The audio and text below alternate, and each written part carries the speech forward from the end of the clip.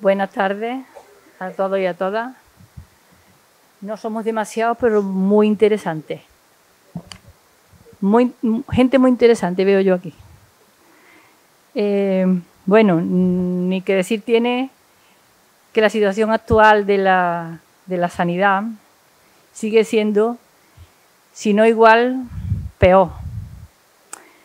Desde Marea Blanca no lo hemos dejado, pero planteándonos de nuevo actividades, pues una de ellas ha sido esta, ¿no? Porque aunque algunos logros se han conseguido con el tema de la salud mental, parece que está un poquito mejor, hay algunas cosillas que van un poquito mejor gracias a las movilizaciones, pero la cosa sigue estando muy, muy mal. Y además se está generalizando demasiado. Como os decía, una de las cosas que más interesa venga,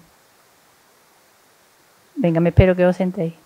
De cara a hacer cosas, a revivir nuestras movilizaciones,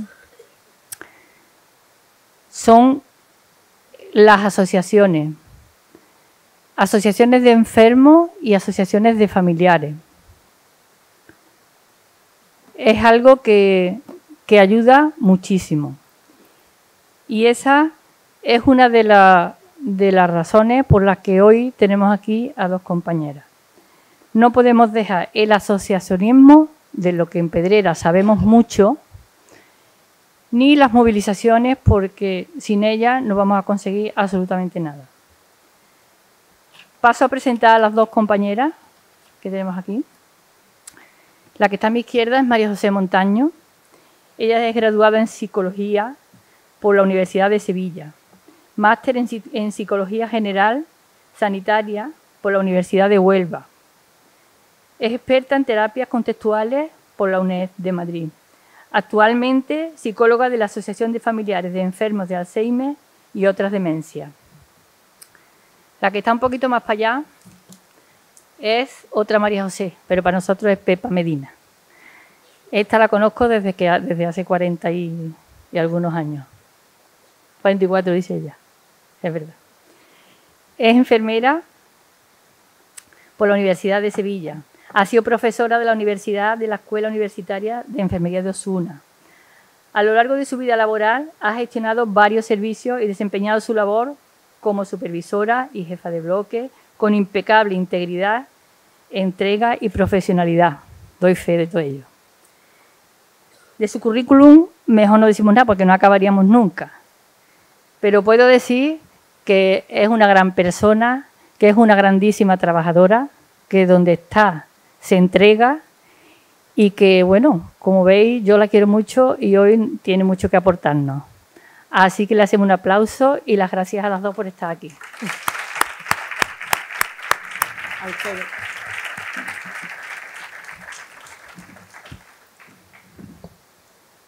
Bueno, pues buenas tardes y en primer lugar muchísimas gracias por estar aquí. Yo traigo una presentación.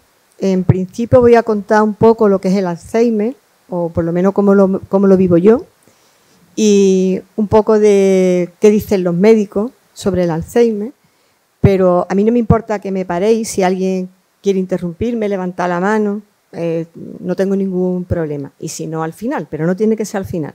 Si alguien quiere que le explique algo en medio, también me vale. Yo soy la presidenta de la Asociación de Familiares de Enfermos de Alzheimer de Osuna y de la comarca Sierra Sur. Es decir, nuestros estatutos, nosotros podemos abarcar lo que seamos capaces, es decir, toda la Sierra Sur si fuésemos capaces y nos pusiésemos de acuerdo. Y estoy aquí, o soy presidenta, porque mi padre tiene Alzheimer y de ahí surgió la necesidad. La primera vez que le empezamos a mi padre, ahora os contaré un poco más, a medida que vayan pasando la diapositiva, pero cuando diagnosticaron a mi padre, el neurólogo que lo diagnosticó me dijo, yo le pregunté con toda la angustia del mundo. ¿Cuál es el tratamiento? ¿Qué podemos hacer? Y me dijo, busca una asociación. Y yo le dije, en mi pueblo no hay. Y me dijo, pues créala. Y así fue como surgió mi inquietud, que hasta entonces no había tenido, de, bueno, pues vamos a ver cómo se hace una asociación de Alzheimer, porque no me quedaba otra. Dicho eso, es importante, yo creo que es importante que sepamos que el Alzheimer es el principal responsable de las demencias. Entre un 60 y un 80% de las demencias es culpa del Alzheimer. Pero no podemos decir que el Alzheimer es normal del envejecimiento. Esta mañana escuchaba yo a un profesional de esto, a un médico de familia, y él decía que cuando uno es mayor, cuando uno va cumpliendo años, no tiene Alzheimer. Cuando va fallándole la memoria, es como un ordenador antiguo al que le queremos ir metiendo programas nuevos y su memoria no es capaz de reaccionar. Pero no podemos decir que todas las personas mayores tengan Alzheimer. Sin embargo, sí es un factor de riesgo. Cuanto más años tenemos, más posibilidades tenemos de padecer Alzheimer. Concretamente, la brecha está a partir de los 65 años. Pero últimamente estamos viendo en la asociación y en la asociación a las que nosotros pertenecemos que tenemos usuarios con menos de 65 años. Con lo cual, bueno, no solo es de mayores de 65. Decir también que con los años y con el paso del tiempo, la enfermedad empeora. ¿Cuáles son los síntomas? Así a grandes rasgos hay síntomas intelectuales, que lo fundamental es que no me acuerdo, pero no es que no me acuerdo de las cosas, es que no me acuerdo de que no me acuerdo. No soy consciente de que se me ha olvidado algo. Lo pregunto una vez y yo al principio, que iba a la psicóloga a llorar, porque no sabía cómo encajarlo. La primera entrada es complicada. Entonces yo decía, pero es que yo se lo explico, pero claro, es que cuando yo terminaba de decir la última palabra, la primera mi padre ya no se acordaba que se la había dicho. Con lo cual la explicación es imposible o casi imposible. Y luego hay otros síntomas, que son los síntomas conductuales y que son a lo mejor los más complicados. Eso es cuando la enfermedad va avanzando. ¿Y en qué consiste? Pues, por ejemplo, depresiones, tristeza, lloran, se ponen agresivos, se enfadan, pero mucho, mucho, y las alucinaciones. El hablar con el televisor, el hablar con la pared o el hablar con alguien que no está allí. Eso impresiona mucho y te da miedo, creo yo que es la palabra. Eso serían los síntomas psicóticos, eso es ya al final. Mirad, este es mi padre y esa soy yo, que me gusta mucho el campo igual que a él. Yo, de hecho, me hubiera dedicado al campo, pero como era mujer, no lo creyeron conveniente y entonces me dijeron que no, que tenía que estudiar otra cosa. Luego, con el tiempo, mi padre me decía, Pepa, ¿tú por qué no te vienes conmigo? Yo le decía, papá, porque yo ya estoy con los podridos, yo ya no me voy al campo. Bien, pues nosotros sembrábamos arbolitos, muchas cosas en el campo que a los dos nos gusta mucho. Yo traigo esta foto porque aquí mi padre ya estaba diagnosticado. Cualquiera que lo veía, incluido el resto de la familia, pues no parecía que estaba enfermo. Yo os he contado las señales que deben de decir vamos a acudir a pedir ayuda cuando se ven, pero las señales son de muchos tipos. Nosotros, por ejemplo, lo primero que detectamos es que mi padre le tiraba los tejos a todo el mundo. Le tiraba los tejos a la chica que ayudaba en casa, le tiraba los tejos a todo el mundo. Cuando mi padre había sido una persona, en ese tema sobre todo, pues bueno, con 83 años, una persona recta, seria. Yo me acuerdo que yo le decía a mi madre, pero mamá, ¿papá se hacía antes? O yo veía una cosa y contigo era otra, y decía, no, nena. Pero nosotros, al principio, yo llegué a pensar de mi padre, y lo cuento para que me sirva de ¿cómo sería? De purgatorio, no sé cuál es la palabra. Llegué a dudar de la integridad de mi padre, de la honestidad de mi padre. Yo pensé que de verdad se había convertido en lo que se dice un viejo verde. Y no lo conocía, yo no entendía eso. Ese es uno de los primeros síntomas. La hipersexualidad. Bueno, y además, lo que es más grave, claro, cuando yo después lo sentaba y le decía, pero papá, ¿tú cómo le has dicho eso a María Ángel? Yo no he dicho nada, yo no he hecho nada.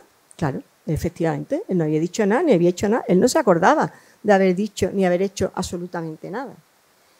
Y por eso yo os lo cuento aquí, porque creo que es importante, que no siempre las cosas son de la misma manera. Si pensáis que alguien que queréis está diciendo o haciendo algo raro, lo primero es, vamos a buscar ayuda, no pensar en algo que no cuadra, claro. Mirad, una de las señales, la primera, la pérdida de memoria. La siguiente, decía, por ejemplo, me voy a arar, y araba las mismas 3 fanegas de tierra 10 veces. Y yo le decía, pero papá, ¿otra vez te vas a arar? Sí, nena, porque cuanto más veces le demos, mejor se queda. Claro, pues tú lo ves, pues bueno, como le gusta y es lo suyo, pues va y ara una vez y otra vez y nadie se planteaba otra cosa. Me acuerdo una vez, el hombre que nos ayudaba, o que le ayudaba a él, que me decía, es que quiere que le quitemos las hierbas a las pipas a mano, con una asa. Eso va a costar un disparate, eso ya no se hace. Pero él dice que así. Y lo dejamos que lo hiciera así. Entonces, todas esas cosas son señales que nos tienen que alertar de que algo no va bien. ¿Cuántos años tiene, papá? Y no se acordaba, no sabía los años que tenía, pero tenía un recurso. Decía, espérate, yo nací en el 31 y estamos en el no sé cuánto, hacía la cuenta, que curiosamente sigue haciendo cuenta. Sigue leyendo, sigue escribiendo y sigue haciendo cuenta. El resto, no, pero eso sigue haciéndolo, con lo cual, bueno, tú decías, bueno, no se acuerda del año, pero él te saca los años que tiene. Desorientación en el tiempo y en el lugar. No sabía en qué estación estábamos, si en invierno, si en verano, pero utilizaba un recurso. Ahora es la época de segar, ahora es la época de sembrar, ahora es la época de coger las aceitunas. Entonces, claro, te decía un patinazo por un lado, pero luego tú veías que con el otro lo hacía bien. Bueno, pues era los años.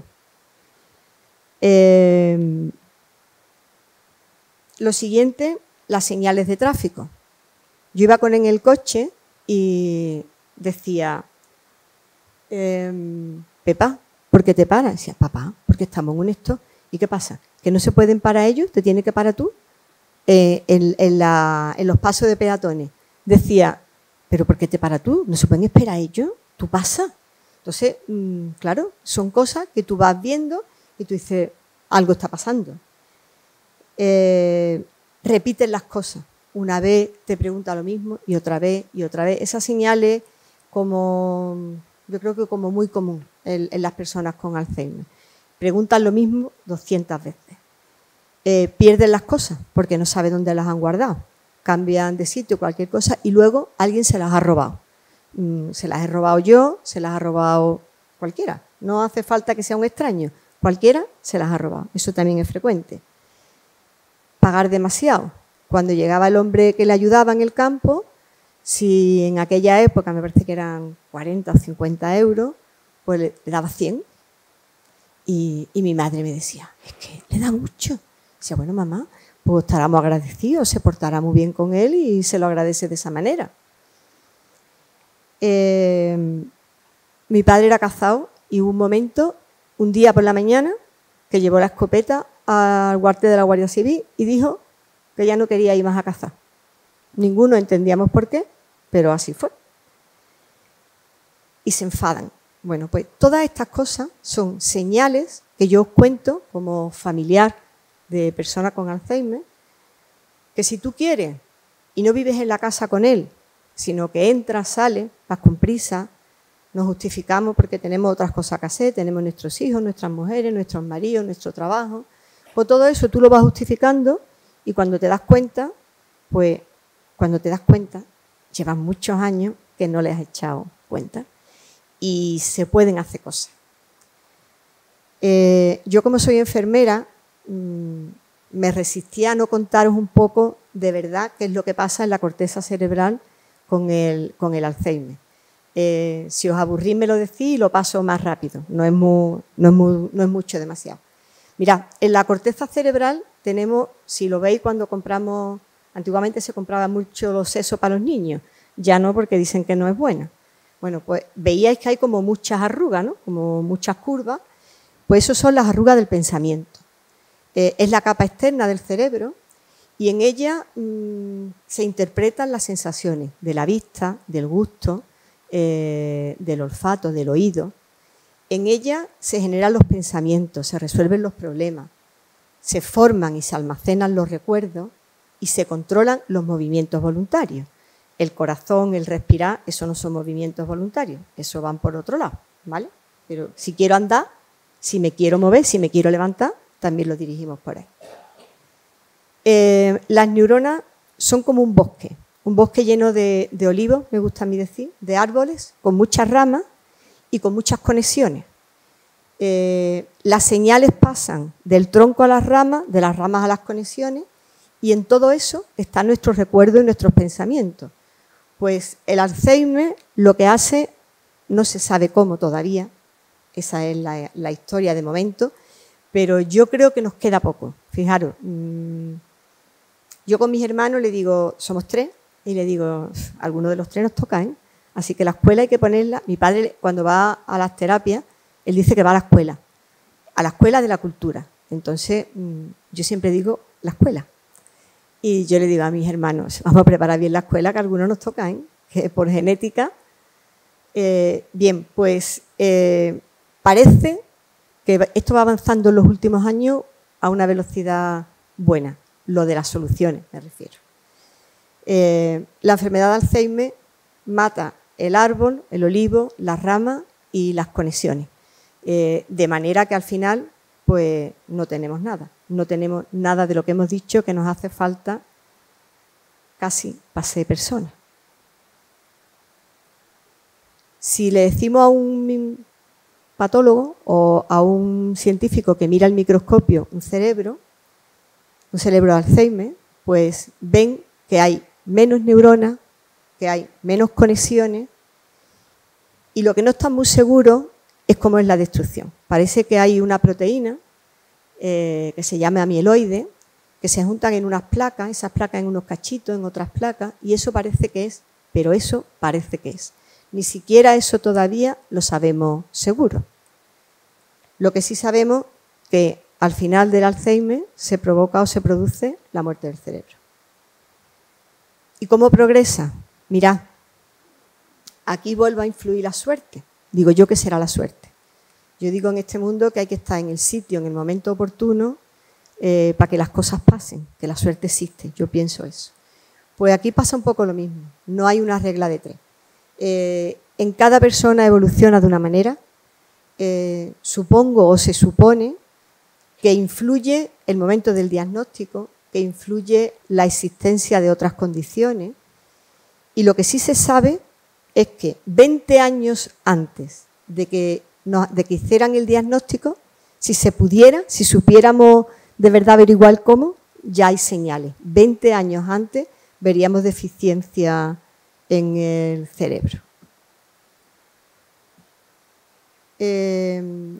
Algunos neurólogos dicen que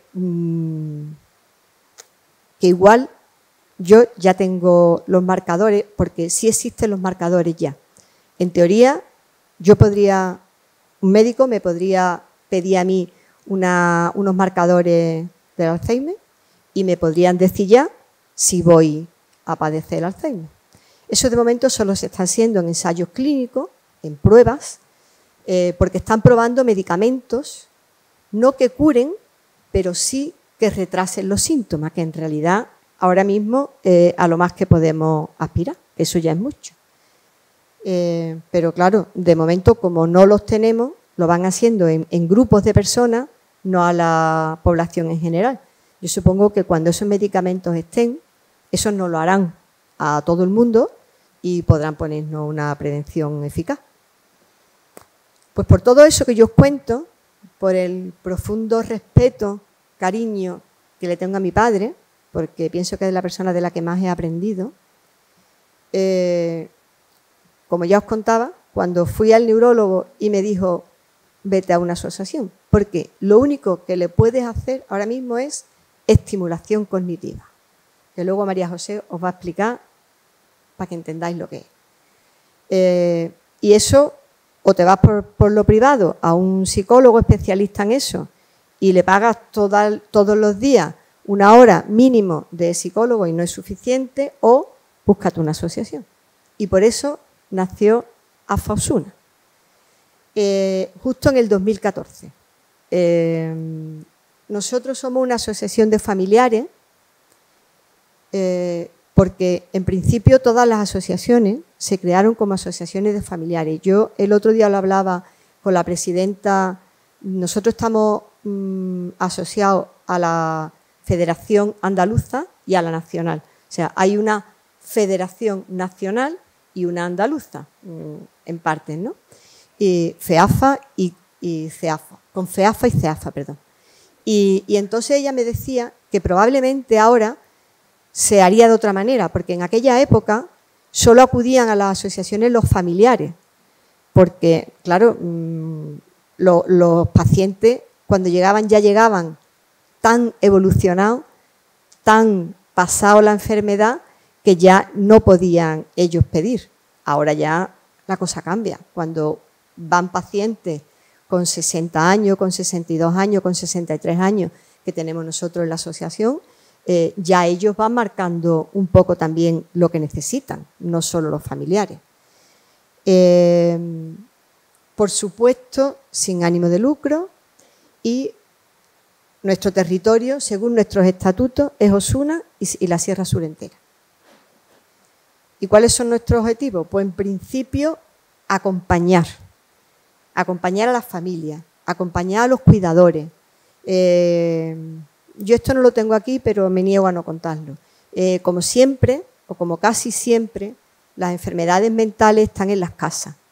Y casi siempre las cuidadoras de las casas somos mujeres. Y entonces, pues la mayoría de las personas que formamos esta asociación o que lo formaban en un principio eran mujeres. Prestamos asistencia psicológica porque al principio no entienden las cosas, tienes que explicar esto por qué pasa, explícame esto qué es, esto es otro síntoma, esto significa algo. Vas a preguntar y además sales como muy tranquila porque entras pensando que tu querido familiar se ha convertido en una mala persona y la psicóloga te dice que no, que eso es la enfermedad. Informamos y sensibilizamos a la sociedad, porque claro, si la sociedad no se da por aludida, mal vamos. Si escondemos a nuestros pacientes y nadie se entera de que tiene Alzheimer, mal vamos. Las cosas hay que contarlas, hay que exteriorizarlas, hay que verbalizarlas. Entre todos nos ayudamos y entre todos buscaremos las soluciones mejores. Hacemos otra cosa, promovemos grupos de autoayuda, talleres para familiares y realizamos lo más importante para ellos, que es la estimulación cognitiva al paciente.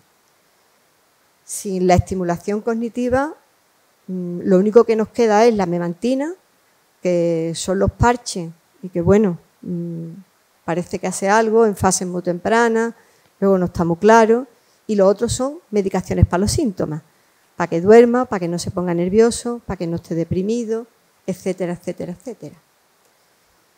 ¿Quiénes formamos la asociación? Pues 4 mujeres y 2 hombres. Eso somos la gestión. Después tenemos muchos socios y ¿qué es lo que tenemos? Pues tenemos muy poquito. Una sede alquilada, que le tenemos una sede a un casero, tenemos una conexión a internet, tenemos una furgoneta desde hace 1 año y medio más o menos y tenemos contratado una asesoría fiscal, lo que es una gestoría, para que nos lleven un poco los papeles, porque claro, ninguno entendíamos mucho de eso. Tenemos contratado a una psicóloga, que es María José, que es una psicóloga general sanitaria y que es la que diseña y programa las terapias que tienen que hacer los usuarios y les hace el seguimiento individualizado a cada uno, lo que es capaz, lo que puede, lo que tiene que hacer, lo que le viene bien. Y tenemos una técnico sociosanitaria, que es la que hace el desarrollo de las sesiones y además, como es una mujer, además es una fantástica conductora y es la que lleva la furgoneta de la asociación. A los usuarios que lo piden, van por ello a su casa, lo lleva a la asociación y luego los devolvemos a su domicilio. Ambas, por supuesto, a un contrato del 50%, porque nuestros recursos son muy limitados. Yo quería contar esto, que a lo mejor no pega aquí, pero yo quiero ser muy transparente con el tema de los recursos, por eso lo pongo. Nosotros contamos este año, en el 22, porque nunca sabemos de un año para otro con lo que vamos a contar. Empezamos con una cifra y la Junta de Andalucía cada año nos da un poquito menos, un poquito por decir algo. Este año, en el 2022, nos dieron 8.000 y pico euros y el ayuntamiento nos da 4.000 euros. Luego, este año conseguimos de la Caixa una ayuda de 4.000 euros y después todos son donaciones de empresas y de particulares. Y esto que no se puede decir porque no es legal. ¿Qué tenemos? Pues nos dedicamos a todo, montamos barras, vendemos jabones, lotería, pero esto no es así. Esto es una donación. Nosotros, a cambio de lo que nos dan, pues ofrecemos lo que podemos. Y un larguísimo etcétera. A mí, si me dicen que mañana tenemos que bailar sevillana, María José y yo, pues las bailamos si hace falta, no hay ningún problema. Después tenemos una cuota de socios. Tenemos socios que pagan una cuota, que es 40 euros al año. Tenemos las cuotas de las terapias, que son 100 euros al mes. Y tenemos la cuota de la furgoneta, que son 70 euros si tenemos 3, que es lo que tenemos ahora en Osuna.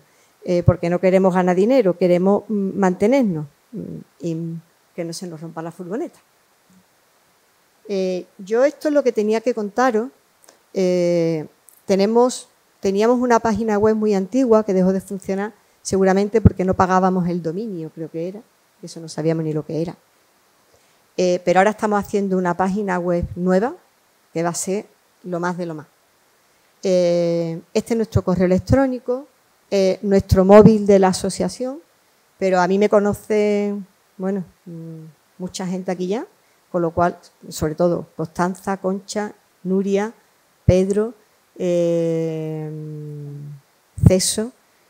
Si necesitáis mi teléfono ahora, mi teléfono personal es el teléfono de la asociación también, con lo cual me podéis llamar cuando queráis con lo que necesitéis. Y ahora yo le paso la palabra a María José, que es nuestra psicóloga, que os va a contar exactamente en qué consiste nuestros talleres y nuestra terapia. Muchas gracias por escucharme.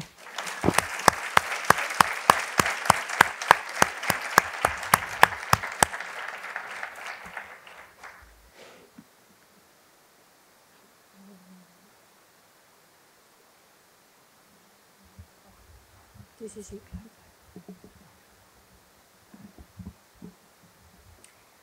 Bueno, buenas tardes a todos y muchas gracias por venir, por acompañarnos hoy. Como ha dicho Pepa, yo voy a contarle las terapias que realizamos diariamente, que podemos decir que es la clave de nuestra labor. Las terapias no farmacológicas. Aquí he enumerado diferentes terapias farmacológicas. Nosotros nos vamos a centrar en la terapia de estimulación cognitiva, pero bueno, también está el trabajo de las actividades de la vida diaria, la gerontogimnasia, terapia de orientación a la realidad, musicoterapia, terapia de reminiscencia y hay otras más que no he mencionado. Bueno, he puesto las que nosotros más trabajamos. Antes de definir lo que es la estimulación cognitiva, me gustaría aclarar una serie de premisas básicas. y es que, bueno, los seres humanos, como sabemos, contamos con una serie de capacidades cognitivas, capacidades funcionales, motoras, emocionales y psicosociales, que nos permiten adaptarnos al medio que nos rodea y poder dar una respuesta a las exigencias que se nos presentan en nuestro día a día. Partimos de que cualquier capacidad humana puede ser mejorada a través de la práctica, a través de la experiencia. Y en esto se basa la estimulación cognitiva, que no es otra cosa que el conjunto de técnicas, el conjunto de estrategias que utilizamos para mejorar el funcionamiento de las funciones cognitivas, de la atención, de la memoria, de las funciones ejecutivas, del cálculo, del lenguaje. Y bueno, para esto utilizamos una serie de situaciones, de actividades que se estructuran dentro de los programas de estimulación cognitiva, que llamamos. Pues bueno, esta estimulación se puede emplear, como he dicho, para ser más hábiles, para mejorar nuestras capacidades, y también se pueden utilizar con un objetivo terapéutico. Y aquí es donde nos movemos nosotros, con un objetivo terapéutico en aquellas personas que por motivo de una alteración cerebral, de un daño cerebral, pues presentan o manifiestan cualquier tipo de alteración, de déficit, de deterioro cognitivo. ¿Qué es la estimulación cognitiva en la demencia? ¿Cómo podemos definirlo? Pues bueno, el psicólogo o neuropsicólogo, en este caso en ANFA, yo me sirvo de una serie de estímulos, de situaciones, de actividades, con el objetivo claro de obtener una mejora o ralentizar el avance o el curso de la enfermedad. En nuestro caso, la enfermedad de Alzheimer o cualquier otro tipo de demencia. Dentro de la estimulación cognitiva se engloban todas las actuaciones que están dirigidas a mantener el mayor tiempo posible las capacidades cognitivas que la persona con enfermedad de Alzheimer o otra demencia mantiene, ¿vale? Nos vamos a centrar en estas capacidades. Buscamos encontrar, por la manera de compensar los déficits que la persona presenta. Y voy a poner un ejemplo. Si tenemos un usuario que se encuentra en una fase leve de la enfermedad o una fase moderada, que presenta una alteración de la memoria a corto plazo, como bien ha explicado Pepa, que tiene incapacidad para crear nuevos recuerdos, que cuando pasa un rato ya no se acuerda de lo que ha dicho, pues bueno, si esta persona tiene conservada la capacidad del lenguaje, tiene conservada la capacidad de mantener la atención, pues yo me voy a servir de estas capacidades que sí mantiene para compensar el déficit de la memoria, de la alteración en la memoria. Tenemos un usuario ahora mismo que es muy aficionado al fútbol, siempre quiere saber el horario de los partidos, cuando juega su equipo. Y sabemos que, bueno, por mucho que se lo recordemos, pues quizás no va a recordar el día del próximo partido o el contrincante con el que se vaya a enfrentar, pero sí podemos utilizar una función alternativa que sí preserva, que es la escritura, que es la lectura, que es el lenguaje, ¿no? ¿Qué hacemos? Pues bueno, cada vez que hay partido, escribimos en un papel a qué hora juega, dónde juega, contra quién se enfrenta, y él no recuerda esto, pero sí recuerda que lo tiene escrito en un papel, que lo tiene en su cartera. O sea, utilizamos una función cognitiva preservada como es el lenguaje, como es la lectura, y podemos compensar un déficit. Entonces, esta persona está ganando autonomía, pues cuando se encuentre con sus amigos ya no va a temer no recordar cuando juega su equipo, pero sí va a recordar mirar en la cartera y poder contarle a su amigo o a cualquier familiar la hora a la que juega, no va a ganar confianza en sí mismo. Y es por esto que ponemos aquí que la estimulación cognitiva no solo mejora las capacidades cognitivas, sino que mejora las capacidades funcionales y además el estado de ánimo. Estas personas, cuando son conscientes de sus propios síntomas, muchos de ellos se aíslan porque están inseguros, porque no se relacionan de la misma manera que antes, porque no mantienen la atención como antes, no siguen el hilo en las conversaciones. ¿Qué conseguimos con la estimulación cognitiva? Que ganen seguridad, que ganen autoestima. y que no se aíslen, que vuelvan a tener las relaciones sociales que tenían antes durante pues, el mayor tiempo posible. ¿Por qué pongo que es importante el diagnóstico precoz? Porque mientras antes tengamos el diagnóstico de demencia, más capacidades cognitivas preserva a la persona, más capacidades cognitivas podemos trabajar y la persona va a estar más tiempo permaneciendo autónoma, ¿no? Teniendo mayor calidad de vida. Bueno, otra de las premisas básicas, y yo diría que de lo más importante, es el término de la neuroplasticidad. ¿Qué es la neuroplasticidad? Pues bueno, es la respuesta que da el cerebro cuando se produce un cambio en las estructuras cerebrales. ¿Para qué? Para restablecer el equilibrio que se ha alterado por esta lesión, en este caso por la enfermedad de Alzheimer, por el daño cerebral.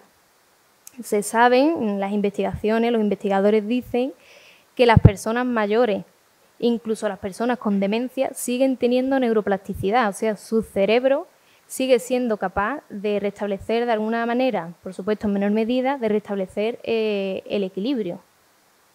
Y esto está relacionado con las capacidades de reserva, ¿vale? Con la reserva cognitiva, que es la habilidad para tolerar los cambios en las estructuras cerebrales sin presentar síntomas clínicos.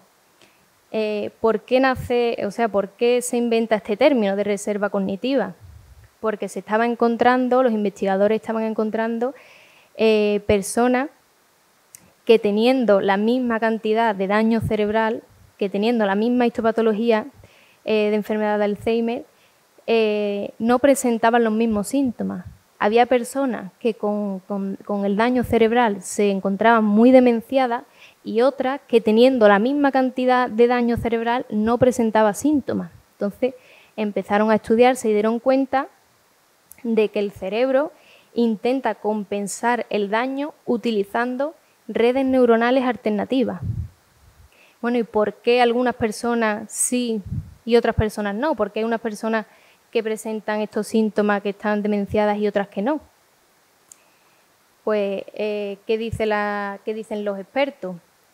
Pues que se encontró que había factores que se repetían en estas personas que no presentaban los síntomas y que eran personas que habían estado activas durante su vida, durante el desarrollo de su vida. Son personas que tenían logros educativos altos, que tenían un desarrollo personal elevado, son personas que se habían puesto retos en su vida, personas que en definitiva habían estado muy estimuladas, que habían estado muy activas, ¿vale? Yo siempre pongo un ejemplo muy representativo y es que, bueno, nosotros diariamente, nuestra rutina de vida, hacemos más o menos todos los días las mismas cosas, ¿no? Siempre las mismas actividades. Yo salgo todos los días a trabajar, cojo el coche, hago las mismas rutas y bueno, prácticamente lo hacemos de manera automática. Hay veces que no nos damos cuenta ni siquiera por dónde hemos pasado, si ya hemos pasado un tramo de la carretera, porque lo hacemos sin pensar. ¿Qué pasa si un día yo salgo a trabajar y me encuentro que la carretera que cojo todos los días está cortada? Bueno, pues tendré que hacer algo, ¿no? En ese momento tengo que elaborar una serie de estrategias o mirar el GPS o llamar a alguien que me ayude o qué camino cojo, si no sé qué camino coger. En ese momento, cerebralmente hablando, o sea, mi cerebro va a tener que estar mucho más activo que si yo hago lo mismo que todos los días. O sea, mi cerebro va a activar redes neuronales diferentes. ¿Vale? Con esto quiero que entendáis que, bueno, todos los días, por supuesto, no podemos tener retos, ¿no? Pero que si una persona está activa, si una persona lee, si una persona mantiene ejercicio físico diario, como pongo aquí, si mantiene un estilo de vida neurosaludable, aprender a, no sé, a tocar un instrumento, aprender un nuevo idioma, viajar, tener una vida activa, enfrentarnos a situaciones nuevas, que no tienen por qué ser situaciones, bueno, grandiosas, ¿no? No sé, cosas cotidianas, o aprender una nueva habilidad que no sepamos, pues todas estas cosas que aumentan nuestra reserva cognitiva, que al final es lo que nosotros trabajamos diariamente, la estimulación cognitiva, el trabajar y estimular las diferentes funciones cognitivas que tenemos, la memoria, la atención, el cálculo, poner retos a nuestra mente, como he dicho, tener un estilo de vida neurosaludable. Esto ayuda a aumentar la reserva cognitiva. Por esto es tan importante la estimulación cognitiva, porque acostumbramos al cerebro a utilizar redes neuronales alternativas y cuando se produce una lesión, como en el caso de la enfermedad de Alzheimer, es importante que nuestro cerebro pueda utilizar estas redes a través de la reserva cognitiva. ¿Qué es lo que nosotros trabajamos? Bueno, ¿por qué realizamos la estimulación cognitiva? Porque lo que pretendemos es que estas personas puedan basarse o puedan compensar los déficits trabajando, estimulando las capacidades que tienen preservadas. Y esto, a su vez, ayuda a que esta persona sea más autónoma. Pongo aquí también el término reserva cerebral porque, bueno, esta capacidad es algo pasivo, algo con lo que nacemos. Hay personas que son más resistentes a la enfermedad o que no presentan tantos síntomas porque ya nacen pues, con un cerebro más grande, con más neuronas, con más sinapsis, y esto hace que sean más resistentes a presentar los síntomas. Pero esto no se trabaja, lo que sí podemos trabajar es la reserva cognitiva. Por eso hago tanto hincapié y esto es tan importante, ¿no? Bueno, pues paso a explicar la estimulación cognitiva.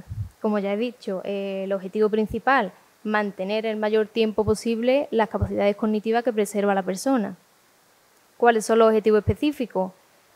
Estimular las diferentes áreas cognitivas, que ahora explicaré lo que es cada una, fomentar la autonomía del usuario. Mientras más activos estén, mientras más capacidades tengan conservadas, mientras más se trabaje esto, más autónoma va a ser la persona. No solo va a obtener beneficio la persona con una demencia, sino que la familia también va a obtener un beneficio. La persona con Alzheimer, cuando está en una fase avanzada, requiere ayuda las 24 horas del día, por lo menos supervisión. Entonces, mientras más activo esté la persona y más autónomo sea, esto también es un respiro para el familiar. También mejorar las relaciones interpersonales. Nosotros las terapias que hacemos son grupales, van todos los días, se relacionan entre ellos, se cuentan lo que han hecho, cómo se siente, cuentan sus anécdotas. Todo eso a ellos también les da la vida, porque al final las relaciones sociales pues favorecen nuestro bienestar, nuestra calidad de vida. Se evita el aislamiento.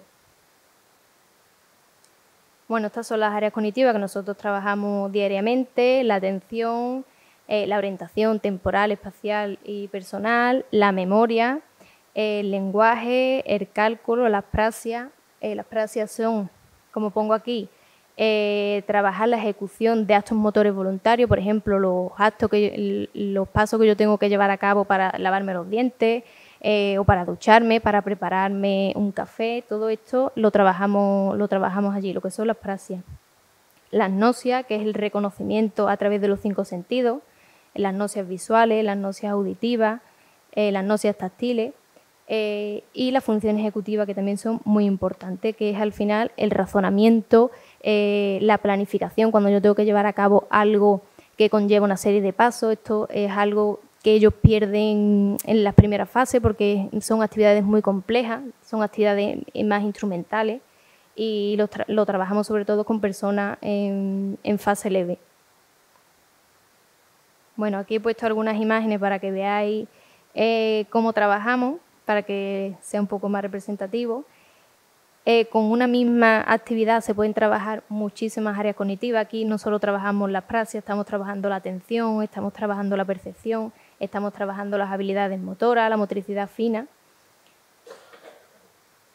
Aquí he puesto más actividades, por ejemplo, en la de la izquierda trabajando el lenguaje, en la derecha trabajando las praxias, la percepción a través de los puzzles, bueno, que a ellos les entretiene porque son imágenes, bueno, al final crean más motivación en el paciente, y son actividades diferentes, más visuales. En la de la derecha estamos trabajando la motricidad fina, la izquierda es una tarea más de ocio, más una manualidad, pero bueno, también se trabaja las habilidades motoras. ¿Qué características debe tener la estimulación cognitiva? Bueno, ser individualizada. Nosotros nos centramos en el paciente, en las características del paciente. Primero hacemos una valoración neuropsicológica para ver qué áreas tiene tiene preservada y qué áreas hay que trabajar más porque están más deterioradas. Hacemos énfasis, como he dicho antes, en las áreas que se encuentran conservadas porque esto nos ayuda a compensar el deterioro. La estimulación cognitiva no debe tener una limitación temporal porque hay que hacerlo de manera continua. Tenemos en cuenta la fase, por supuesto, en la que se encuentra la enfermedad. No es lo mismo trabajar con una persona en una fase leve que trabajar con una persona en una fase moderada o grave. La atención no es la misma. Nos tenemos que adecuar al tipo de demencia y hay que evaluar, y esto es muy importante, el grado de conciencia de la enfermedad que tiene la persona, porque la motivación no va a ser la misma. Bueno, pasamos a las actividades de la vida diaria, las cuales pues, se pueden dividir en 3 grupos: las actividades básicas de cuidado, el baño, el vestido, la alimentación; las actividades instrumentales, que son más complejas, como el uso del dinero, el uso del transporte público, el acordarse de tomarse la medicación, la preparación de la comida. Esto se pierde antes porque son actividades bastante más complejas, ¿vale? Y cuando la persona está en una fase leve intentamos trabajarlas mucho para lo que he comentado, para que sean durante más tiempo autónomos. Y luego las actividades avanzadas, que ya, bueno, esto está relacionado con el trabajo y más actividades que sí se pierden bastante antes. Como pone aquí, son actividades más avanzadas, son más complejas. ¿Cuál es el objetivo de trabajar las actividades de la vida diaria?